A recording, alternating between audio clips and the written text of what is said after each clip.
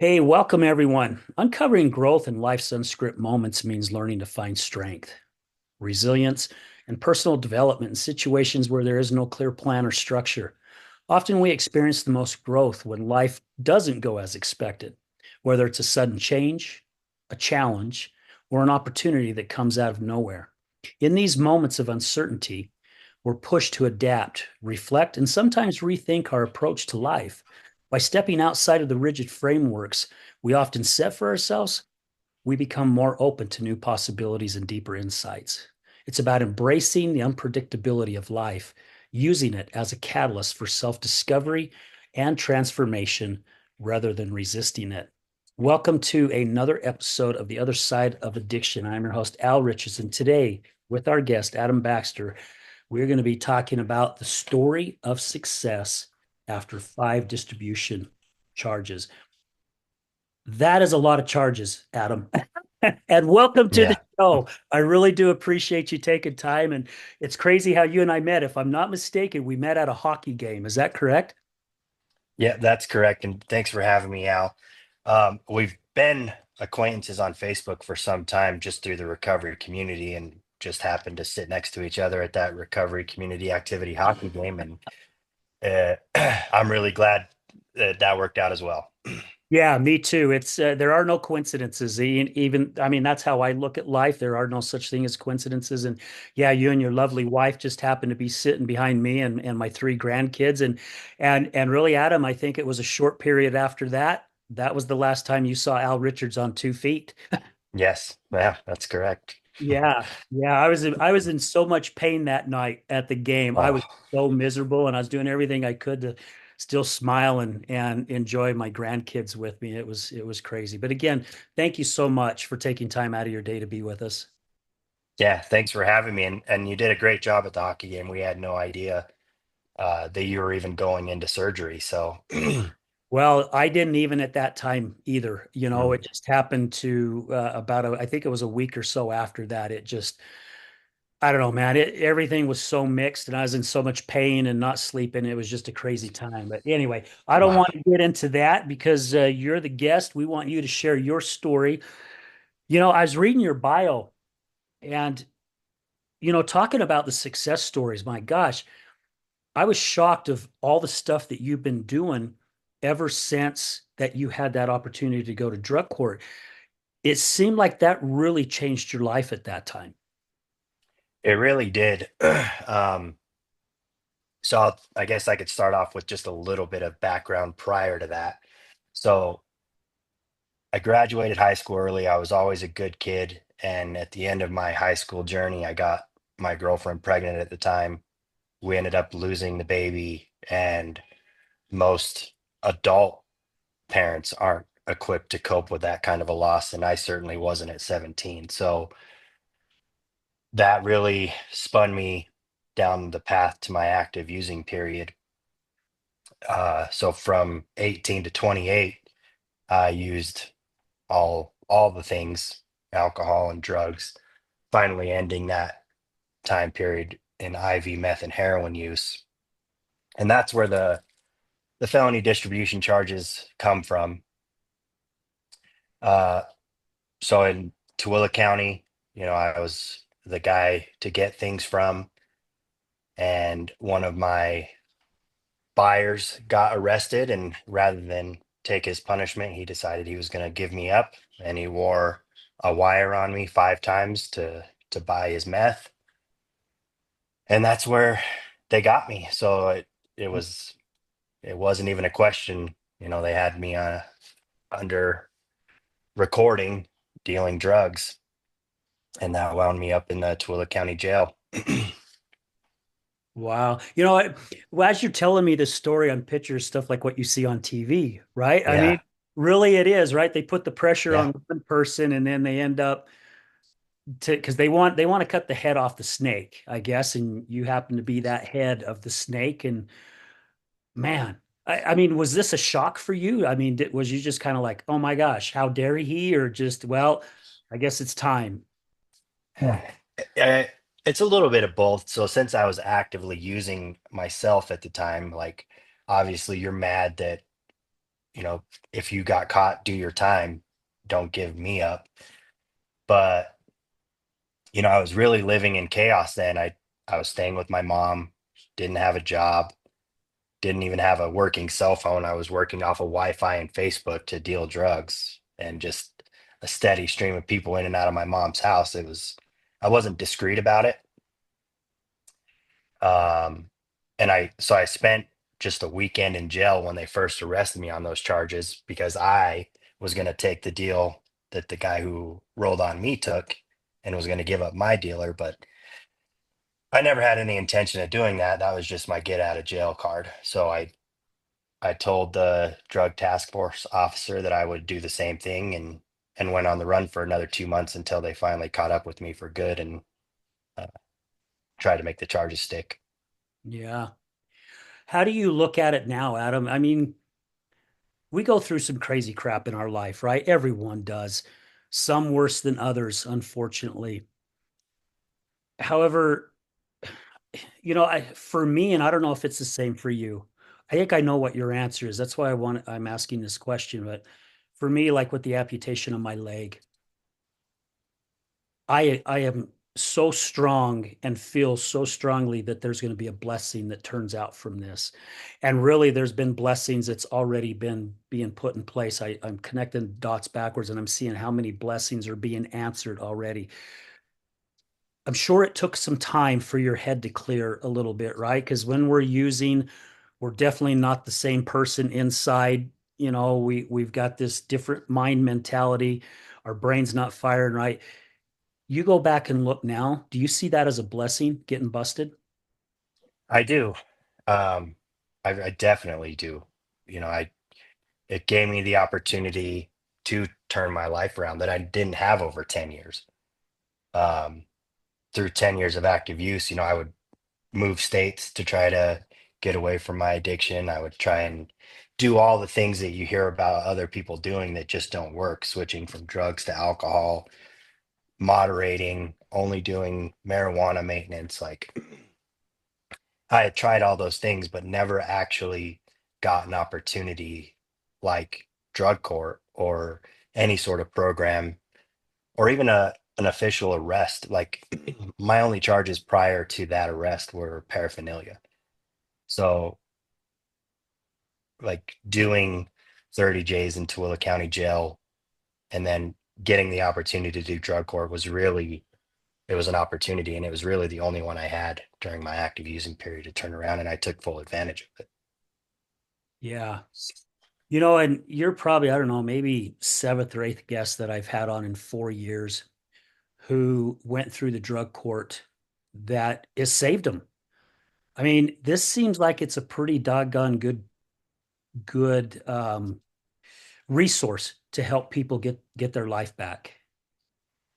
It can be, and it really takes like will and determination, just like with any sort of treatment center or treatment program. Like, I went into drug court with the mindset that I was going to take a year off of doing and dealing drugs and go back to it, because that's all it took was a year to get through drug court and my probation and everything.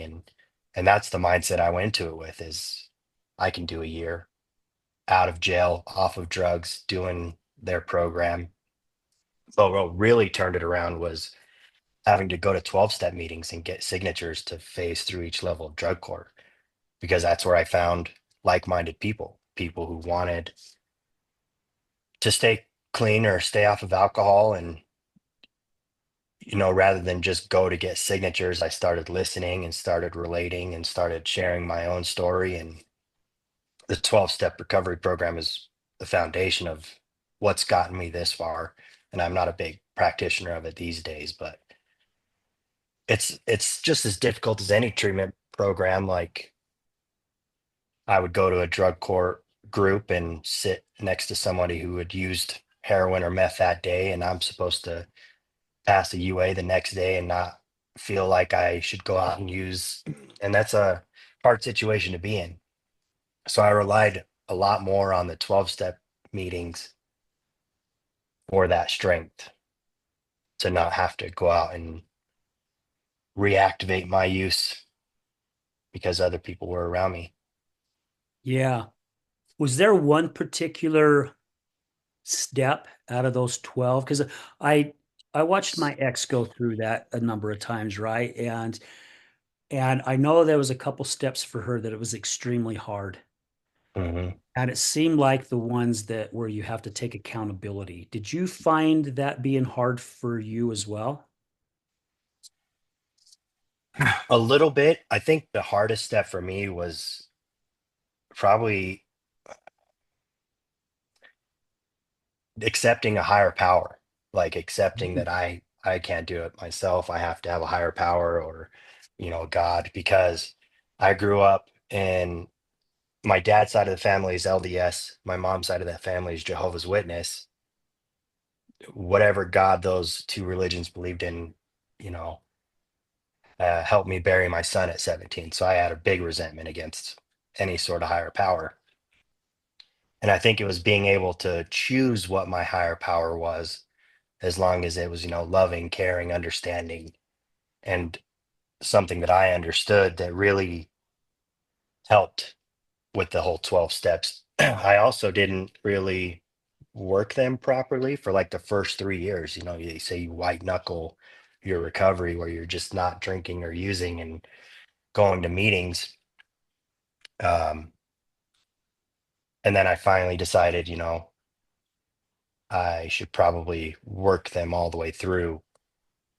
And that just made my recovery stronger because I was doing it, just not doing the steps with the sponsor. But I was going to meetings. I started the YPR Tooele chapter, and I think that's helped me more in my recovery than anything. So for our listeners, if you guys don't know what YPR is, it's, if I'm not mistaken, it's Young People in Recovery. Is that correct? Correct. Yep.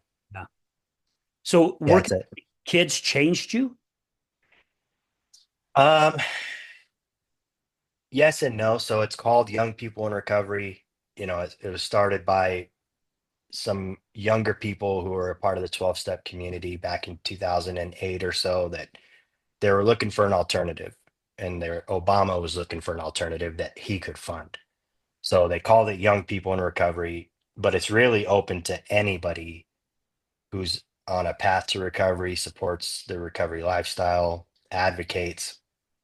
Um, but a lot of that was, helping younger people. I worked for Odyssey House in their adolescent residential facility for about 2 years. And I think that really, it didn't solidify my recovery, but it solidified me as a person because I have uh, a pretty mixed family. I have a bio picture I sent you is me and my daughters and my wife, and one of them is biologically mine. The youngest one's adopted. The older three are my wife's from another marriage. And one of the things that helped solidify my values as a positive male role model for those girls in my family, but for the kids at Odyssey Adolescent, was being able to work with them there and show them what a safe male role model is. Because a lot of kids don't have that, who grow up in the lifestyle that we have or that they have. Yeah.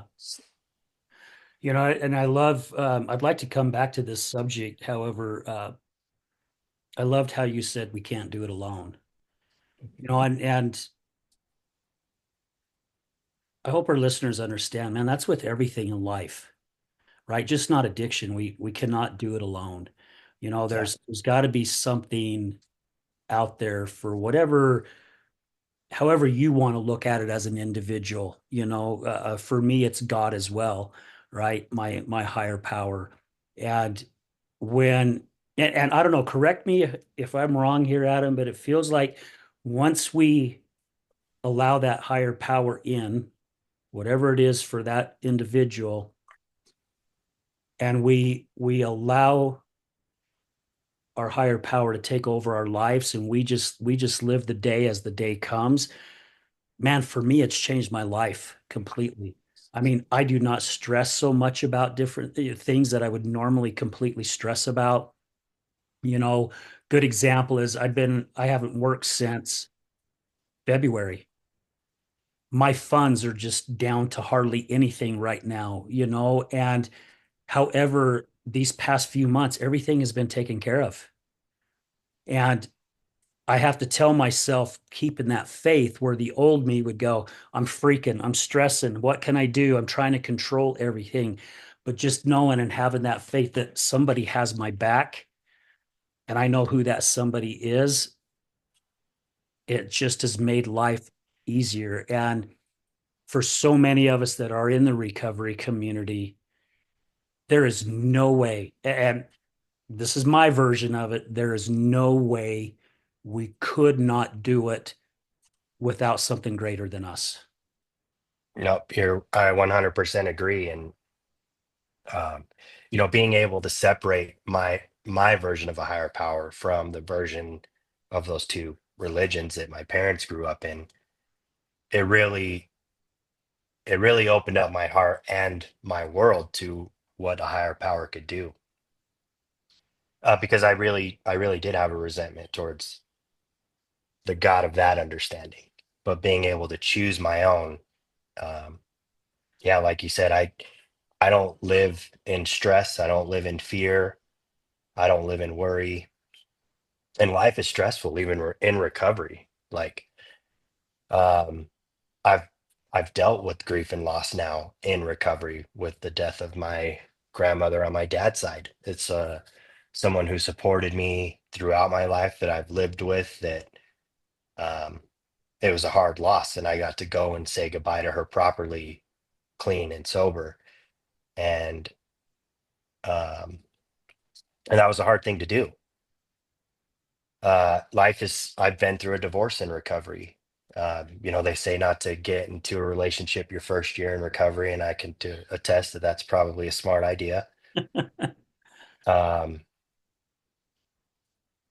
and like even now, like I just changed jobs about a year ago, and it's been a struggle, but we still have our house. We're still paying our important bills. Some of the other bills that we're struggling with, that all they're doing is hurting our credit, is fine because we still have a place to live and food and our vehicles, and credit can be worked on. But it's the faith and the belief in my higher power that doesn't make me spin out. And I don't think I'm not going to pay my credit card this year, I need a drink. Those thoughts are long, long gone. And I get to thank my higher power for that. Yeah, absolutely. Because you said it at the beginning of losing your son, right? Having to bury your son. It's not the drugs and alcohol that's the problem.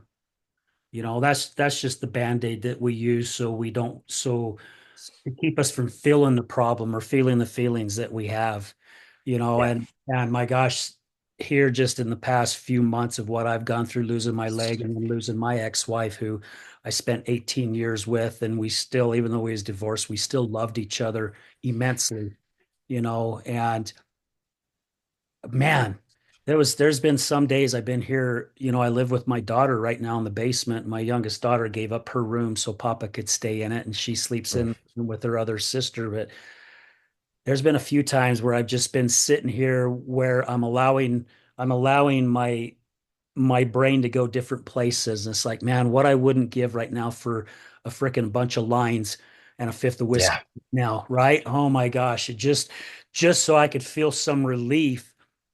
And then see, I get emotional thinking about it. And then I finally realize where I'm going, where my head's going at the time. And I'm like, oh, great. Opposition is sneaking in there, right? It's trying to push me into that direction again. And luckily, as we go and all the training that we've been through and different things, because you do so much more from what I'm seeing from your bio, it helps us direct ourselves.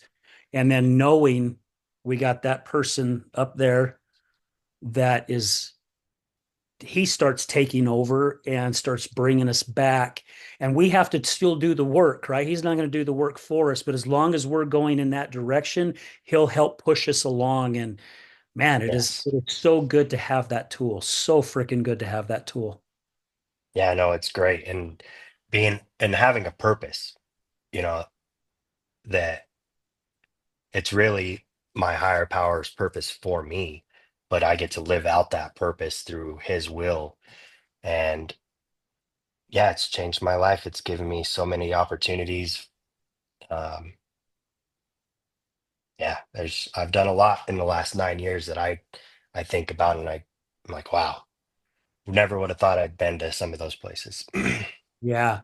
And with you saying purpose to go backward before we switched over to a higher power, you're talking about you're there for your wife, you're there for your kids now. With somebody umpteen years ago, that probably would have been just a blink and still going on because we all know where our minds go, right? When we're in the middle of our usage, we're there, but we're not really there. We Yeah. care, but we really don't care. Our selfishness is the wrong type of selfishness. I believe in the selfishness of love you first and Hmm. everything else will fall into place, but not in the fact to where you're selfish as to where I'm going to go do my drugs. I'm going to go get drunk. I'm going to go party. I'm going to be with my friends. You guys deal with whatever you're dealing with, right? Right. Yeah. So good for you of seeing where this path that God has put you on. And now you're there. You've broken that link. And now you get to be there for your wife and your kids Hmm. and so many other individuals. Yeah, and it's not something I ever would have thought would have happened. Like we said, and to have the support of my family after all that time. Like I have three sisters, a dozen nieces and nephews. My parents, they all live here in Utah, and to go from not even wanting me at their houses to now I'm the first person they call, and I have keys and codes, and if they need help, I go there and I help when they're not even there, and it's a pretty great feeling. Yeah. Isn't it nuts how it goes from that to where people don't want anything to do with us except the people that buy the drugs or whatever, Mhm. to where you are now the role model of your family. Yeah, it's nuts. Yeah. And I mean, you've said quite a few times that you had no clue or you wouldn't even have pictured yourself where you're at today. I mean, especially doing all the things. I mean, name off more of the stuff that you do because man, Adam, you are out there in the recovery community. Seriously, you are doing so much and helping other individuals. It's amazing. Yeah, so going back to young people in recovery, so I started the Tooele County chapter a year into my recovery because I saw that there was a need beyond the 12-step community. And that's really what YPR is about, is providing support and not an alternative to the recovery community. So we do like pro-social activities that bring people together and outside of a 12-step and anonymous setting to show you how to have fun in your recovery, and an all recovery support meeting that doesn't have a book. It's just open forum. And Tooele County needed something like that. So I started that chapter out there with my ex-wife, and we grew it to where we were putting on an annual recovery day event for Tooele County. And um, we advocated for a new treatment center out there because there wasn't one. And that YPR is really what's led me on my recovery journey to so many amazing things. Like been to Washington, D.C. 3 times to advocate for laws and bills that help our community. Um, they've took me to Denver and going to California this summer just to collaborate and network with other members because it's a nationwide nonprofit. We have chapters across the country. And it's made me learn things that I never thought I would, like networking and leadership and um, community building and event planning, and like there's just so many things that my first job in recovery was working at an industrial magnesium refinery. It's called US Magnesium in the West Desert of the Great Salt Lake, and it was a hot, dangerous job. And I got 3 12-hour shifts on. and then I was off for 3 days, and then I would go back for three 12-hour shifts. And I'm a laborer. I work with my hands. So going from doing hard, dangerous labor to, meeting the mayor of Tooele and like the Rotary Club out there in Kiwanis and doing that stuff on my days off, it made me wear multiple hats that I found out I could do well. Yeah. Did you find yourself, I'm just going to put it out there this way. Did you find yourself getting a new high by going Yeah, out and doing this stuff? yeah, definitely. Like, so in the beginning, you always look for a replacement for that high, and some people it's really their higher power. Mine was health, so I started working out as often as I could to get that high, and then working in a high stress job, that was another replacement. But being able to go out and do new things that were scary, that's another kind of high. So they're healthy highs that I found to replace those unhealthy ones. And not wake up feeling like crap the Right. next Yeah, day, right? Yeah. exactly. Because that was one of the things that helped change my life as well. Again, I battled a weekend alcohol and cocaine, for 8 years. And when I lost my job of 24 years because of it, figuring out or being told I was known as a liar and a manipulator, and really started evaluating my whole life. And it's crazy because our whole family's LDS. I really don't practice the LDS religion. I'm more spiritual, right? I just feel like that I'm with God constantly, that I don't have to, I'm just not comfortable going to a church. My church is going hiking in the mountains because it's the church God built. Yeah. No man did it except our higher power. But I heard that, when you volunteer and you help others, God's rewards you. So me still being in that wrong type of selfish mind, I'm like, oh, if that's all I got to do, okay. So I started volunteering for things, started getting on committees, and here I'm going, yay, where's my stuff, right? Where is it? And then the longer that I did it, I started falling in love with it. And I started realizing it wasn't about that, because as I'm out doing my best to volunteer and help other individuals, it took me a long time to realize how much I was helping me. It changed my life in so many freaking different ways. And I got to meet a ton of amazing people. And again, it's that unscript stuff that where you go back and connect the dots backwards. Now you're going, oh my gosh, God knew exactly what he was doing because he put this Hmm. in my life that led to this and led to that. And, you know, so yeah, it changed me completely. And we talk about a lot in the recovery community. They talk about service, right? The more Yeah. you go out and service, and again, the opposite of addiction is that connection. You're making those connections. That is another huge key in recovery. No, no, it's definitely key in my recovery. And um, you know, you talk about connecting the dots. So there's something I completely even forgot about in my recovery journey. One of my friends just got CPSS certified through Utah State University, and he's like, "Hey, I saw a video of you at the training."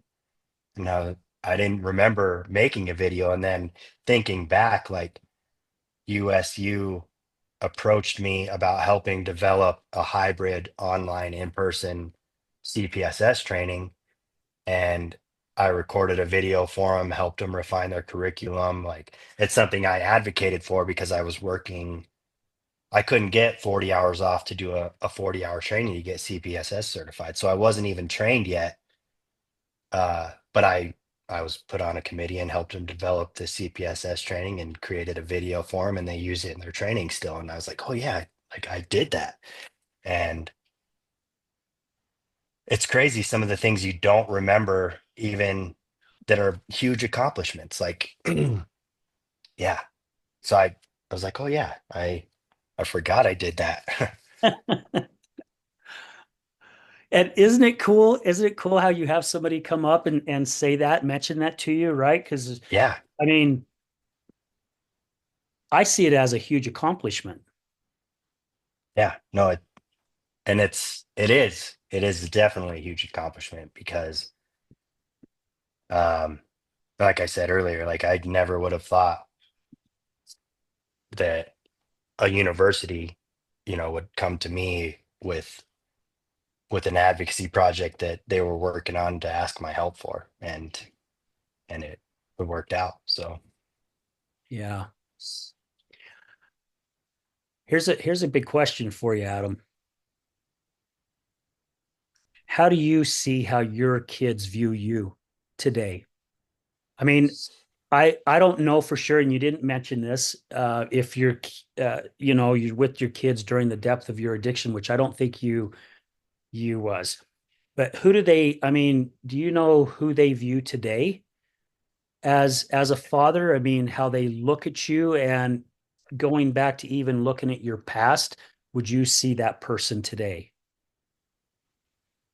I think I know how they see me. So my biological daughter, for the first 3 years of her life, I was there in active use, had her every weekend. And then I moved here to Utah. This was back in Arizona. So I moved here to Utah to try and get away from my heroin addiction again, and didn't have contact for about 3 years until I got uh, those charges. And while I was on the felony probation, her mom decided to go for me for child support, which rightfully she should have. But I got to fight for her still because it was early in my recovery. I wasn't using or drinking. Like I got permission to leave the state from drug court and my probation officer to go fight for her in court, and I did that. um, so I fought for visitation. I obviously gave sole physical custody because she was living with her mom in a different state, and fought for the right to see her still. And that grew over the last 8 years, 9 years, uh, to where we didn't even follow the visitation rules of the custody agreement. Like, I think it was 1 week every 6 months supervised visit because I lived out of state. And I think after a year of that, when they saw that I was going to maintain my recovery, like whenever I wanted to fly her out, she came out and she stayed, for most holidays and over school breaks. And I was able to rebuild being absent for 3 years early in her life. and and now she lives with me. She's been out here for almost a year. Um, and I noticed that she was starting to struggle with some things like self-harm, and she wasn't going to school. So uh we helped her, decide what's best for her, and she lives here now. The other three older girls, they didn't have any idea about my past life except for what I told them, and I'm pretty open with all of them about my journey. I dug out some old mug shots that I found in a box, and they're like, "Yeah, can't even imagine this." But they all know my story. They've all been to some YPR meetings that we had at the adolescent facility, and they are all going through their own struggles, but they trust me enough to be able to ask me things, or they trust me enough to know that I'll show up for them, and that's a pretty great feeling to have with any of them because none of them have had an easy life. None of our five daughters, grew up normal, but now I'm a person they can rely on, and they trust that reliability, and it's a great feeling. Yeah. I when people say normal, I question that sometimes because Hmm. what is normal? Yeah. And I did some studying on it, and basically things are looked as normal as you have a family, you have a house, and you got cars and food and things like that. That's considered normal. And I'm like, that is crazy how society looks at it as that's normal because really you can see that on the outside, but really what the hell is festering on the inside? Because there's so much Right. more that we don't see. And that's the pain of all this, and man, good on you for your children to be able to come to you and trust you enough to open up because that is something that is something I was always scared to do. And I'm not saying my parents were bad parents because they did the best that they could, right? They were taught by their parents and they did the best that they could, and it just kind of trickles down. I was always afraid to talk to my parents. And one thing that I told myself when I had kids, that was no way going to happen with me. I mean, I told my daughters, I don't care what it is, you can always come to me with it, and I will never get mad ever. And boy, they tested it. Oh They yeah, I'm sure. tested it quite a few times. However, I'm so grateful for that, to have built that relationship to be able for them. Because I mean, even my oldest daughter, she called me up and she says, "Hey, I want to take you out to lunch." And I'm like, "Okay." So she comes and gets me, and this is shortly after I lost my job. And she goes, "So I'm just going to throw it out there. I want you to be honest with me. Why did you lose your job?" And I literally had to break down and freaking tell my daughter why I lost my job. Right. And you would think it Mhm. would be the other way around, right? It would be the parent with their kid, but here it was Yeah. with their parent. But it was that relationship that we've been able to build. Mhm. Good on you for you and your wife for being able to be there for him because kids need to be heard as well, not just be seen, Yes. which is the old way of growing up. They're to be seen, Right. not heard. So good on you for that. Yeah, no, that's and that's one of the like we do a positive affirmation at the end of our meetings, and mine is that I will be a better parent than my parents. Because I remember like when I was going through some self-harm issues of my own as a younger kid and like pulling my hair out due to stress and anxiety and my parents reacting with anger. And really, it anger is the secondary emotion, right? But they were scared because they didn't understand.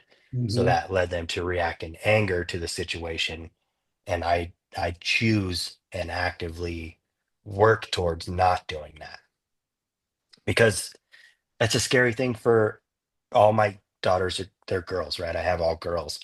And when I noticed the cuts on my 12-year-old daughter's leg, like that's a scary thing for her and it's a scary thing for me. Um, but I eased into talking about it. She tried to tell me it was scratches from a dog, and I was an EMT for like the last 6 years, so I kind of let her have her story, but then started to share about what I went through when I was self-harming, and like I bought books on cutting so I could understand it better from her angle, and like bought her harm reduction stuff, like how to like cleaning stuff if she decided to cut again, and scar cream so that the scars weren't going to be that bad, and just showing her that it wasn't something to be angry about, but something that is concerning. I think it's huge because that ultimately led to her coming to live with me was just that first interaction and those first steps that I took and how I handled that. Yeah. Yeah, and good for recognizing and seeing that. I I tell my daughter, my oldest daughter all the time, I'm like, I praise you and your husband on my show quite a bit, because Yeah. now that I've been living with her ever since the amputation, I get to see every day what their life is like. Hmm. And on the outside, before just being around part-time as a papa, you see different things, but I've never ever seen either one raise their voice to the grandkids. I've never seen them like spank them. All I've seen is them sitting down with them and going, "Okay, talk to me about it.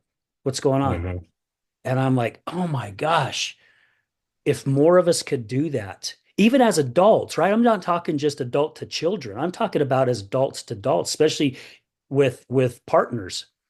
You Yeah. know, be able to sit down and have a conversation without our egos kicking in and us putting up our guard and then us trying to get our point across to somebody who's also trying to get their point across. You'll never come to terms because you're too busy knocking heads instead of allowing that person to have their time and then also doing your best to understand it from their point, right? Because so many of us listens to respond Oh yeah. instead of listen to really have empathy for that person. And I've really put a lot of thought into this, especially after losing my ex. I've really put so much, see, I get emotional thinking about it. Yeah. How many times I got so freaking angry, when I opened my hand to help and I got bit so many times because the lies and the drinking and whatever else that was happening at that time. And it's, man, it's that grief process going, if I could have done this or I should have done this a little bit better to where I sat down and listened a little bit more instead of getting so freaking angry. And I've come to realize it's because also too I got so caught up because of all the stuff in the past. These were my trigger moments, right? And it just that flame would light immediately. And man, I am working on that myself right now, going, okay, when the time comes for me to get in another relationship, hopefully all that stuff is not in it, of course, but to be able to sit down and going, what the heck's bugging you? And sit and listen and being trained as a crisis and recovery coach, that is part of our job, right? Is to sit and listen and pick up on things. So great for you is still being young and being there, especially with daughters, right? Because their emotions are all over. A lot of things are Oh yeah. dramatic. Yeah. Yeah, and it's crazy. Like, so there's 19-year-old twins, 16, 14, and then our 3-year-old is adopted. And one of our twins is just 3 months away from giving birth to the first grandkid. So we're gonna have another daughter, another granddaughter in the Oh, house. wow. Yeah. I get my testosterone checked fairly regularly, so Yes, yes. yeah, they like to call me sassy and emotional, and like I get movie allergies. So if we're watching something and I cry, they like to make fun of me. But they also get to see what a caring, sensitive, like role, like a man. I Yeah. tell them, real men cry, real men wear pink. Like I'm not afraid to show you guys emotions, and I will also snap back at your little attitudes. Yeah. And it's a fun dynamic. It's a fun dynamic. Yeah. And good on you for being able to do that. I mean, seriously, right, Adam? Because so many of us, especially us men, we was brought up in the way that don't you dare cry, or I'll give you something to cry about, and I remember the first talk that I did, the very first speaking event that I did was at a luncheon at a chamber, and I got really emotional and I was apologizing afterwards. And one of my friends come up to me, which is a female, and she goes, "Don't you ever dare apologize again. You had some of us in the audience all crying because we felt those emotions." And now with all the training that I've gone through and everything that I've learned in the past 18 years to become a better Al, a better friend, a better, hopefully, partner and better papa, is getting other people to understand how important it is that we do show our emotions. There's nothing wrong with it, especially as Yeah. a man, right? There's nothing wrong with it because my version is that's why suicide rate is going up so high for men. It's because we're too busy. In my training, we called it the beach ball. We're trying to hold that beach ball under the water. And you can only Hmm. push it down for so long before that damn thing explodes. Before Right. we lose grip and it comes flying up out. And so dealing with our emotions is very, very important and allowing them. I like to use it in our beautiful Wasatch Valley here to say, watching the storms coming across the Okers. and just watching it come across the valley and it storms like crazy and dumps rain like it did just a few days ago. And then all of a Mhm. sudden it starts going and the sun starts popping out. It's like those are emotions. Allow them to go through and take their course. Let it rain, let it snow, whatever it needs to do, but then allow it to go past. And then once it goes past, you go, okay, here's my breather now. Let's get going again. Yeah, no, that learning to do that is it's huge.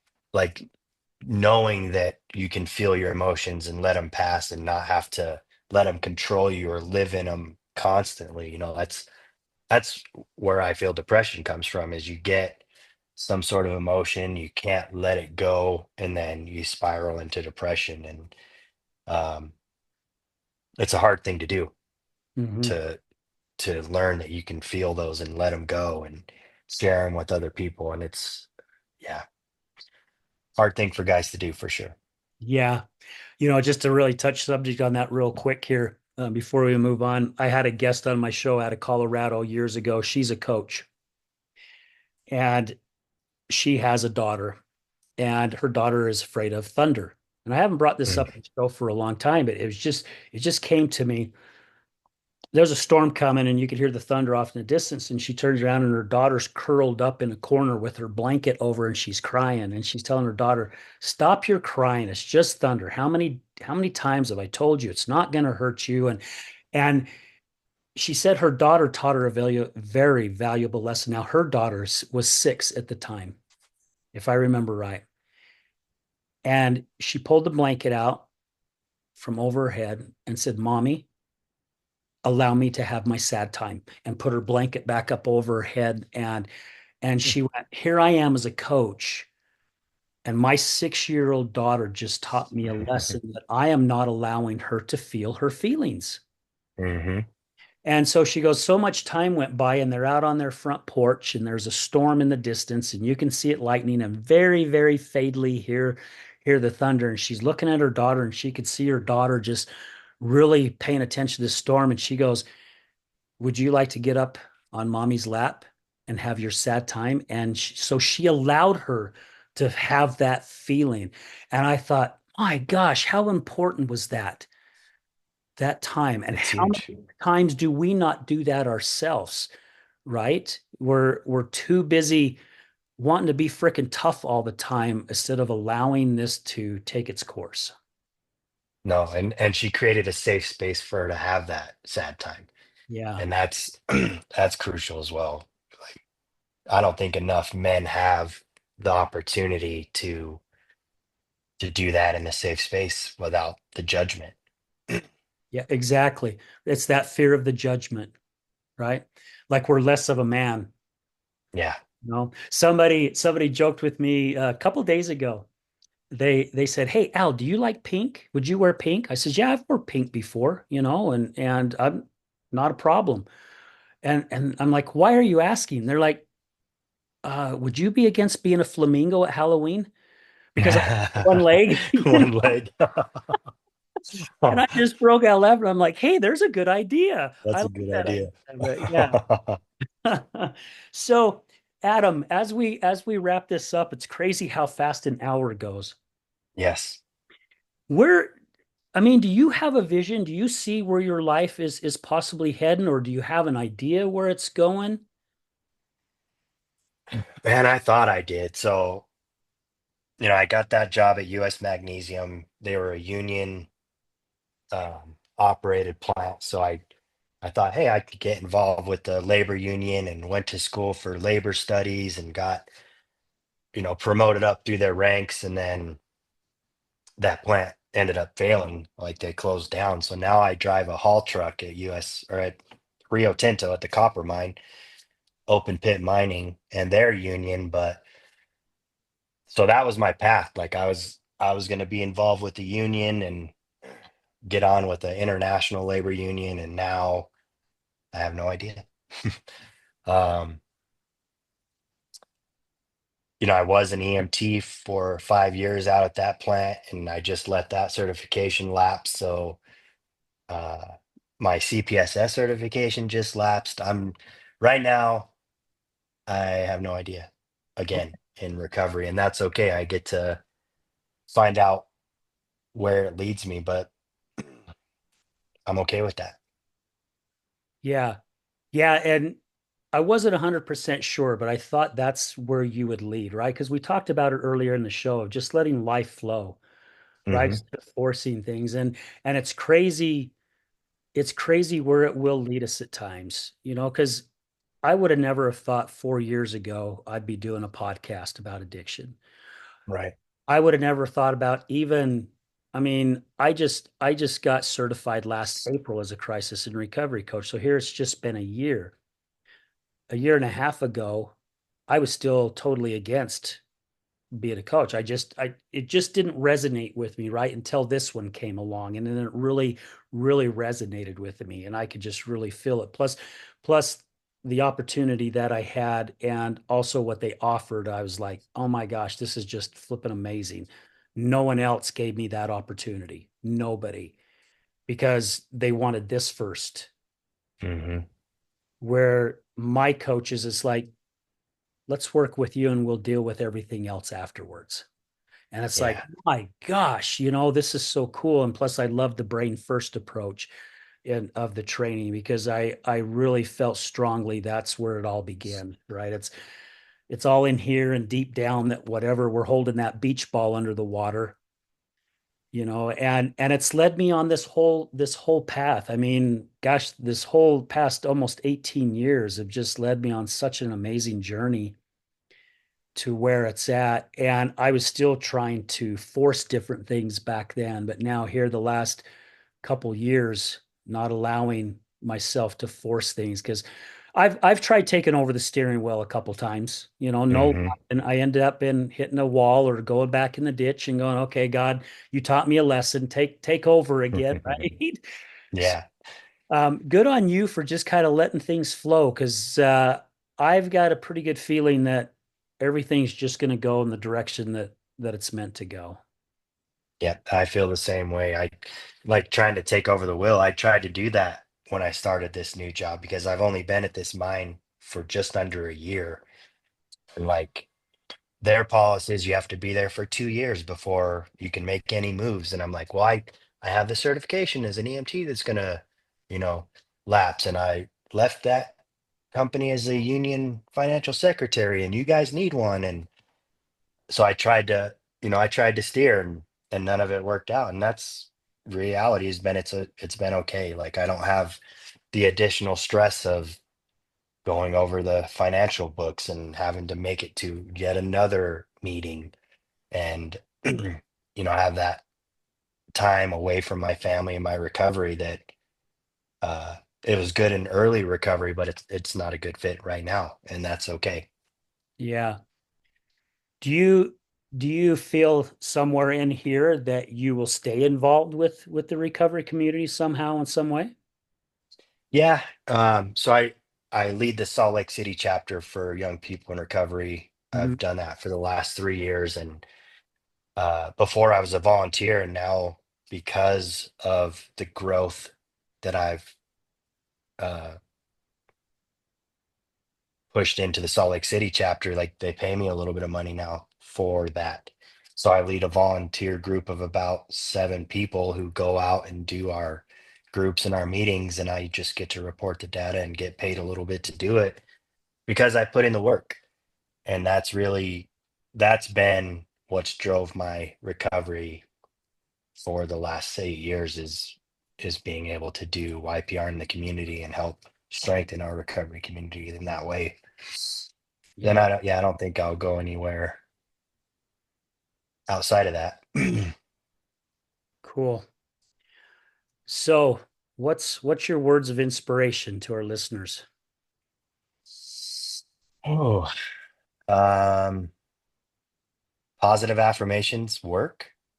And I being able to say I'll be a better parent than my parents out loud to a group of people that don't have to hold me accountable to it, that I have to hold myself accountable to, has really changed who I am as a parent, as a person. Trust in your higher power to lead you to what your purpose is, and I agree that putting yourself before anything else as it relates to recovery is the key. Like I wouldn't have anything I do right now if I didn't put my recovery first. If I didn't love myself first, I wouldn't be able to love anybody else. So, I I love that, man. You answered that last part. Just what you said in that last part was amazing. And the reason why I feel like it's so amazing, I was a guest on a show about a week ago, and the host asked me what brings me joy. My old answer would be my grandkids, hiking, playing golf. And I remember saying I've not ever been asked that question before. However, I have. And then I was really stopping and thinking about it. And my answer for the very first time is what brings me joy is that for once in the frickin' 61 years of Al Richards' life, I finally love the man that I am today. mm, it's And powerful. yeah, because it's brought so much more love into my life without me even trying. Right? It's just Hmm. like I'm just absorbing so much like a sponge. So thank you for saying that too, because how can we expect love from so many other people if we can't love ourselves first? Or how can we even talk about giving love when we can't even love ourselves? Yeah, no, it's 100%. And that's what I try to teach my daughters. Like you have to love yourself before you can do anything as far as relationships go. And I get to show them through unconditional love to their mother and to them, um, what that looks like from a role model. Yeah. Adam, man, thank you so much. I feel so grateful and blessed that we had that opportunity to meet. Gosh, your wife, if I'm not mistaken, is going to be on next week. So I'm Yep. really looking forward to that. So again, yeah, just blessed that I've had this opportunity to meet you, even though we've known each other through Facebook, but not really spoke until we did at the hockey game and had that opportunity to chat a little bit and taking time again out of your day to be on the show. And I just feel blessed to have had this opportunity to meet you and meet your wife, and hopefully we'll see each other here again sometime soon. And I'd love to invite you and your wife to our Healing Utah Success Summit on October 4th. Love to have you come out and be inspired. And we've got some really great guests that are coming on, some speakers, and a few of them you may know. SL Manny Boy, Manny Lopez, he's coming out and speaking. Yeah. Alan Farrager, who helped Dave DeRocher get the Other Side Academy up, and also Red Barn. He's coming and speaking. My good friend Cap Summerhays, who big advocate for Renaissance Ranch, graduated Hmm. there. He's in long-term addiction. We've got Tina Erdman, who is basically she's a speaker about my gosh, Tina, I apologize. She does like knows how to read body chemistry and things like that. And then my good friend Amber, now she goes by Amber K now, who's been involved Yes. right with the recovery. Matter of fact, she was there who put the whole hockey game and everything together. So Yes. we're giving her an opportunity to speak this year. She says she's very excited, but also very nervous at the same time. And it's still a ways away, but would love to have you guys show up if you guys can make it on the 4th. Yeah, I love that. Uh, Unfortunately, like that's the problem with not working full time in the recovery community is I work as full time as a minor. So I work for like I have my whole schedule for the year, but it's I 5 12-hour shifts, 4 days off, 4 12-hour shifts, 5 days off. So a lot of stuff falls on my working sets, and it really is a bummer to me because I love to attend stuff like that. But if I can make it in October, we'll be there for sure. Um, yeah, thanks for having me, Al. Thanks for the invite. Loved being here, loved talking with you, and it was great to meet you at the hockey game. Thank you. Thank you. Well, wish you and your family all the best. And again, thank you. And thank you to all our listeners for keeping this show going. Really, you guys are the ones that's making it possible. I was just going over some of my schedule the other day, and my gosh, we're booked all through this month. We're booked all through June, and I got one spot open in July. And I'm just like, Awesome. holy cow, this is so amazing. So again, I appreciate everybody. I love and respect you all. And remember this, addiction is giving up everything for one thing, and recovery is giving up one thing for everything. We're out.